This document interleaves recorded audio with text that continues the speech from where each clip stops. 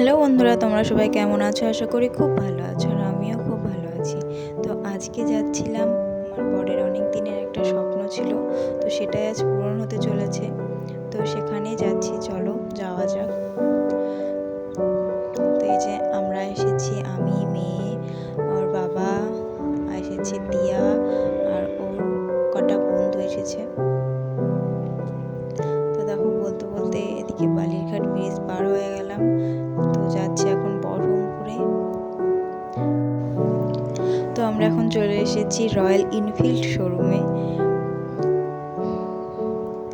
তো ও অনেকদিন আগে এসে গাড়িটা বুকিং করে গিয়েছিল, তো আজকে ডেলিভারি দেবে, তো সেই জন্য আমরা সবাই মিলে এসেছিলাম। ওই দিক থেকে দিদি, মা, পুগলু আসবে। তো দেখো, শোরুমের মধ্যে আমরা চলে এসেছি। আর ওই দেখো, এমনি বাইকগুলো দেখছিল কেমন। আমাদের বাইকটা কিন্তু এখনো আসেনি। যে আমার মেয়েও এসেছে।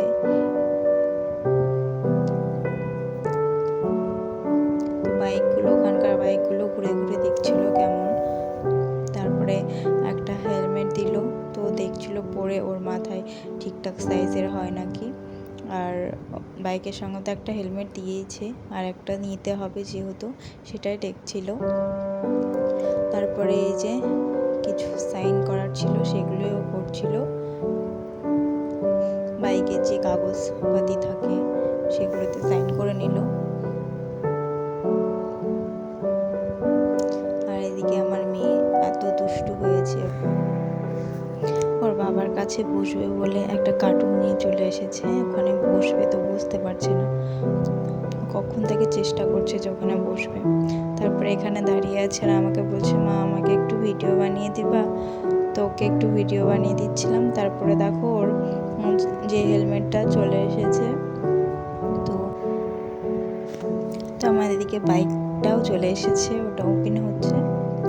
তো ওর অনেক দিনের স্বপ্ন ছিল রয়্যাল এনফিল্ড একটা বাইক নিবে, বুলেট, আর পুরোটাই ব্ল্যাক কালারের। তো অনেক দিনের স্বপ্নটা আজ পূরণ হলো। তারপরে আমরা এখানে একটু সেলফি তুলে নিচ্ছিলাম। তারপরে ফার্স্টে মাকে বসিয়ে একটু ঘুরে এলো। তারপরে কিন্তু আমি বসেছিলাম, তো আমাকেও নিয়ে একটু ঘুরিয়ে এলো।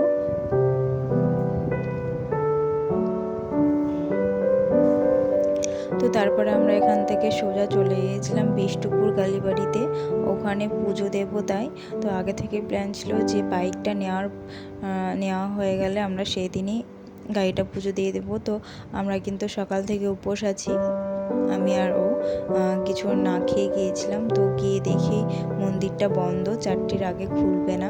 তো 4টে বাজতে এখনও 2 ঘন্টা। তো তার জন্য আমরা ওখান থেকে চলে গেছিলাম দিদির বাড়ি। তো তারপরে এসে আমরা পুজো দেব। তো আজকের ভিডিওটা এই পর্যন্ত।